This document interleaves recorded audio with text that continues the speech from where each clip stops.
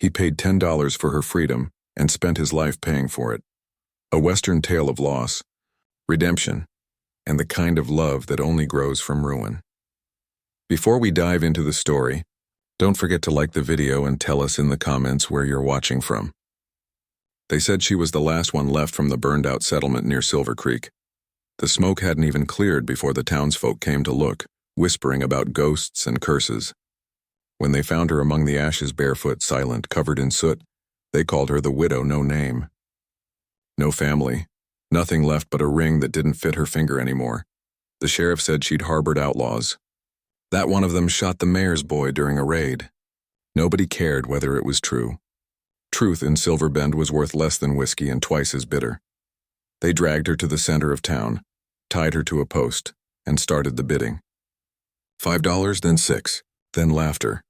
$5 for the widow comes with a curse and a ring, someone yelled. Eli Turner stood near the back, hat low, watching. He wasn't a hero. He was a man who'd fought in a war and come home hollow. But when he saw her face calm, unbroken, something in him shifted. She looked like someone who'd already buried everything worth pleading for.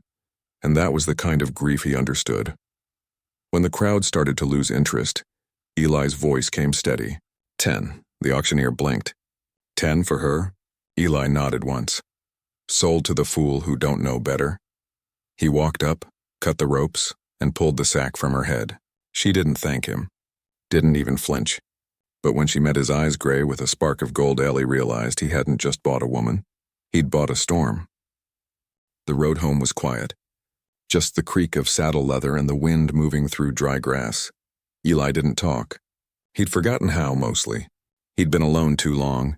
She followed on foot, never asking for rest or food. Just walked, silent, steady. When they reached the cabin, Eli pointed to the small barn. "You can stay there," he said. "There's water in the well, food on the table." She nodded once, disappeared inside, and for 3 days didn't speak, but she wasn't idle.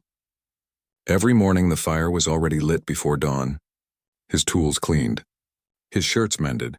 She didn't owe him anything, but she worked like she was paying a debt to herself. On the 4th morning, she was at the well when he came out. The wind caught her hair. She looked up but didn't look away. "You got a name?" he asked Lena, she said softly. He nodded. "Eli, that was all." But from then on, the silence between them changed. It wasn't empty anymore. It was waiting. Trouble didn't come fast in Silver Bend. It liked to take its time. A week later, a shadow crossed the ridge. A single rider, silver star glinting on his chest. Deputy Harlan Pike. He rode up slow, dust rising around his horse. "Morning, Turner," he said. "Heard you took in a woman." "One from Silver Creek." Eli didn't move. "That's right. Funny thing," Pike went on, looking toward the porch where Lena stood half hidden in the doorway. "Town says she ran with bandits. Helped them raid Silver Creek. One of them killed the mayor's boy." Eli's jaw tightened. "Town's wrong." Pike's grin spread like oil. "Careful who you stand up for. Justice don't like to be mocked." Eli met his gaze. "Neither do I." The deputy leaned forward close enough for Eli to smell the whiskey on his breath. "You don't even know who you're protecting." Eli's voice stayed level. "Doesn't matter." Pike chuckled, tugged his reins, and rode off slow. That night, Lena spoke. "You shouldn't have done that." "Done what?" "Stood up for me." "He'll be back," Eli shrugged. "Let him come." For the first time, she smiled, small, tired, but real. The shot came just after midnight. Eli woke to the sound of glass shattering and horses screaming. The barn was already burning by the time he grabbed his rifle. He ran out barefoot, the night split by gunfire. 3 riders, 2 circling wide. One Pike closer, pistol drawn, should have left her where she was. Pike shouted. Eli raised his rifle. And what kind of man would that make me? Alive. The flash came quick. 1 shot, 1 sound, then stillness. Pike fell from his horse, hit the dirt hard. The others fled, their shadows swallowed by the dark. By dawn, the barn was gone. Just char and smoke. Lena sat on the porch, wrapped in a blanket. Eli knelt beside her. "It's over." She shook her head. "It never is." He looked at her for a long time. "Then we start again." She turned toward him, eyes soft. "You really believe that?" "I have to." A few weeks later, a rider brought a letter from the sheriff. "Deputy Pike's kin want answers. Keep your story straight." Eli read it once, then fed it to the fire. Lena watched the flames. You could leave, she said quietly. Sell this place. Start over somewhere nobody knows your name. He looked around the cabin, the patched walls, the mended tools, the soft hum of a life being rebuilt. Everywhere I go, I take myself with me, he said. She smiled faintly. You're not like most men. He half smiled. Don't know enough of him to say that. Her eyes softened. I know enough. And in that small space between their words, something alive began to grow. One evening after supper, Lena finally told him everything. Her husband, Thomas Hale, had been one of the men accused of raiding Silver Creek. But he hadn't been a killer. He'd been running food and medicine to settlers starving through the winter. When the sheriff's men came, Thomas tried to surrender. They shot him anyway. They called him a thief, she said. They burned everything we owned. All I had left was his ring. She lifted her hand, the ring dull in the lamplight. Eli stared into the fire. And they called you a traitor. She nodded. For loving the wrong man. He was quiet for a long time. Then he said softly, maybe that's the only crime worth committing. That night she laughed for the first time.